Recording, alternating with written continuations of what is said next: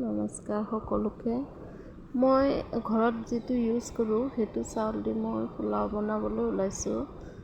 এনেই আৰু মানে আজি তাৰপিছত এতিয়া দেখি আছে মিশ্ৰণখিনি দিলোঁ, দি পেলাই অকণ ভালদৰে লৰাই দিলোঁ, দি এতিয়া বিৰিয়ানী মছলা অকণ দি দিছোঁ দেই।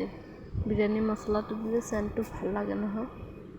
তাৰপিছত এতিয়া ঘৰত যিটো আমি উখোৱা চাউল খাওঁ মই সেইটো দিয়ে বনাইছোঁ, অলপ মানে ভাল লাগিব আৰু বেলেগকৈ। এইটো পোলাওটোতো বেলেগ হয় না, এইটো মানে ভত্তা